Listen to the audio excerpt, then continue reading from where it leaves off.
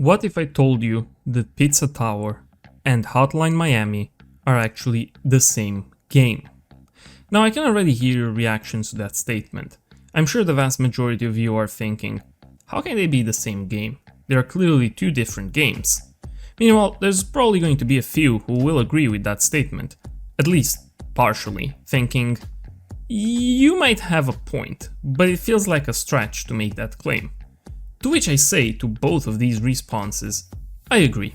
It's an absolutely deranged statement, which serves as the premise for what is going to be an absolutely deranged video. You see, while playing Pizza Tower, a thought crossed my mind. While attempting to perfect the route of a level in order to earn a P rank, and the thought specifically was, damn, last time I tried to learn an entire level by memory was when I played Hotline Miami. This feels exactly like it.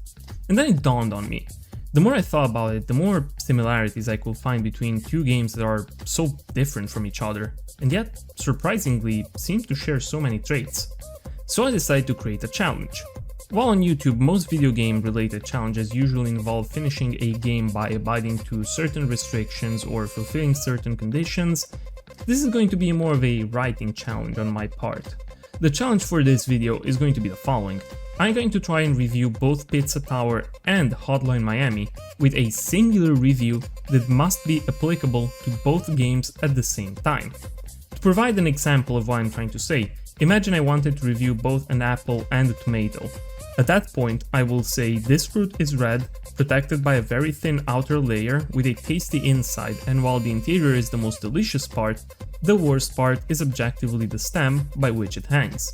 Simple, no? Except this is going to be an entire review about two games that are so different from each other. Or are they?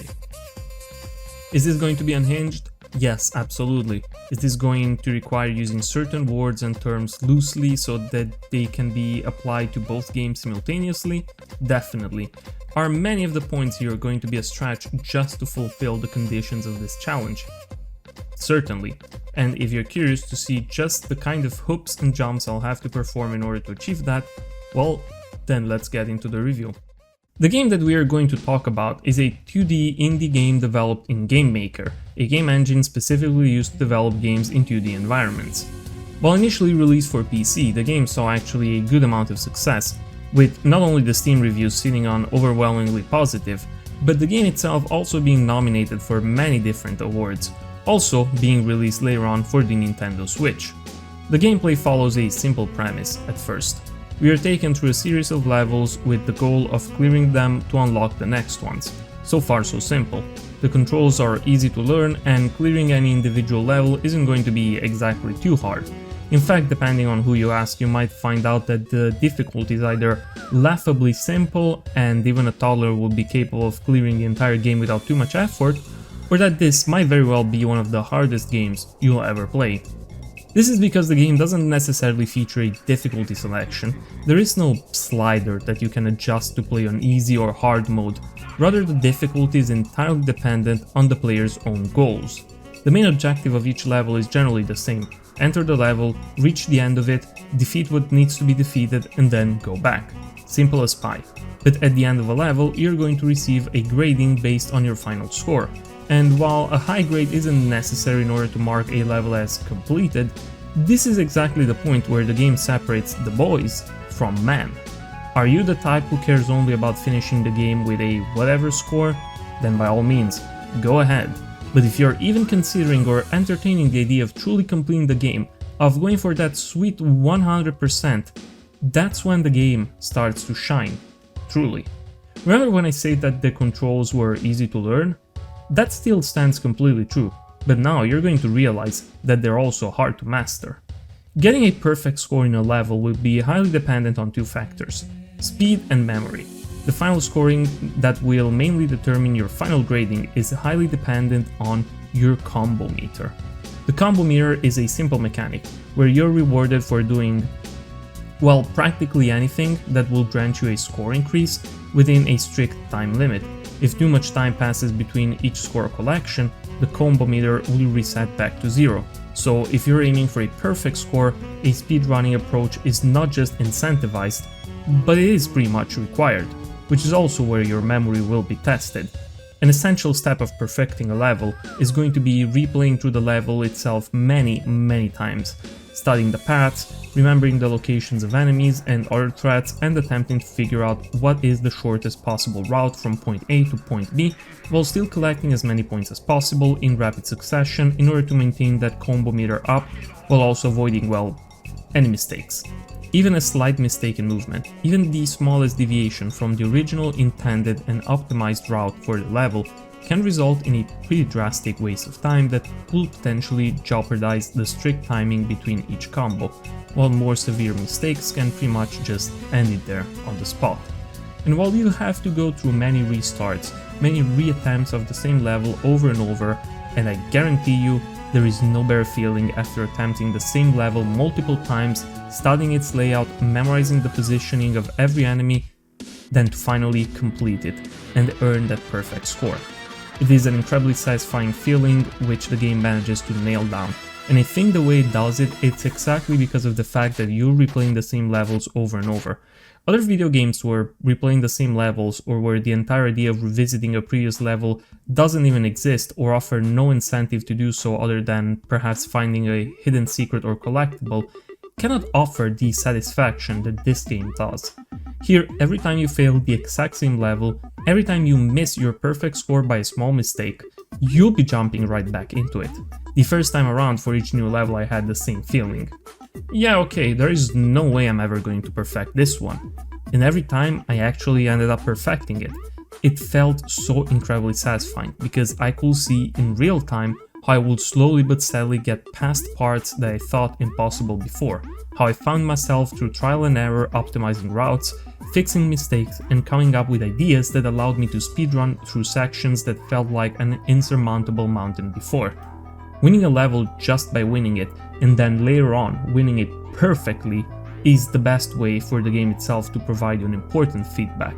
That you are improving, that you are getting better, that something that felt so hard at first, a completely optional part of the game, completely unrequired for its completion, is now starting to get easier and easier, and that's an incredible feeling. The way the gameplay itself is oriented also helps greatly towards that feeling. It's extremely fast-paced, and you need to keep your attention up at all time if you are going for a speedrun. The whole speedrunning part of the game, while it is perhaps the main challenge, it's not the only one, as each level can also contain separate side objectives that can be necessary in order to unlock specific secrets or bonus content. Now, as I said, the gameplay is still largely the same on every level, and while the mechanics don't really change much, our character can wear different costumes across the story, each costumes also conferring new abilities and requiring for us to adjust our approach towards the level for as long as we are wearing said costume. From an overall story point of view, there isn't necessarily much to say here, at least on the surface.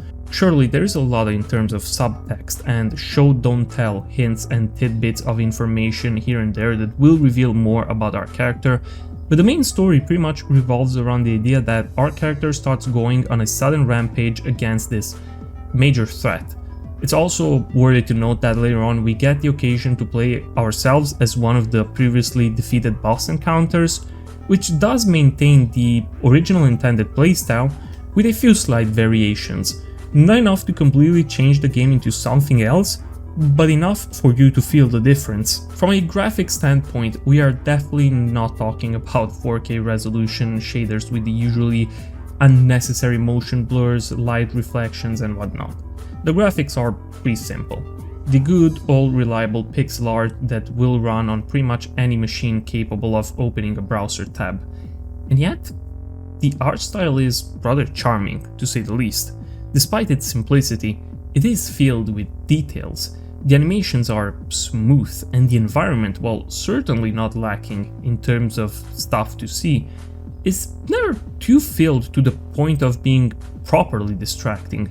The colors blend very well, and the palette does a great job at highlighting stuff that we are supposed to see and distinguish from being interactable from non-interactable. The overall environment and design of the various characters generally always revolves around one singular trope, to the point of satirizing and subtly mocking it.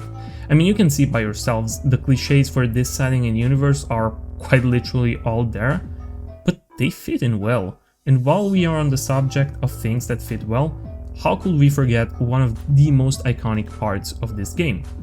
The soundtrack. The soundtrack is so good.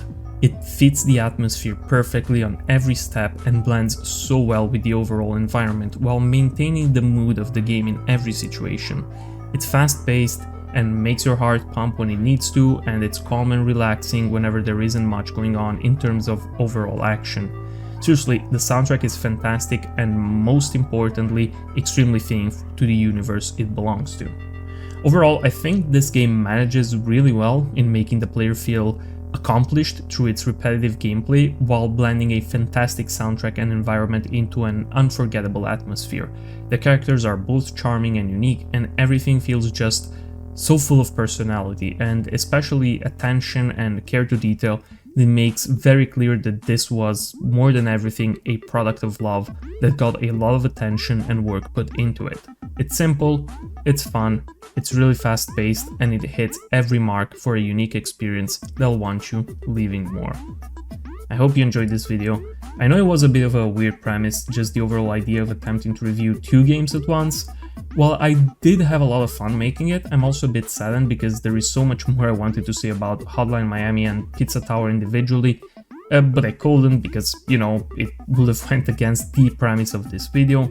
And while perhaps I didn't deliver this whole concept in the best way I could, I still think it ended up being a rather unique video, definitely better and more interesting than reviewing those 2 games in 2 separate videos could have been. With this being said, I'd like to thank this channel's members for their support. If you'd like to join them, you can do so through the join button down below. Don't forget to like this video if you enjoyed it and subscribe to the channel for more future content. It always helps and keeps me motivated to work on future videos. Have a good night and see you next time. Bye bye.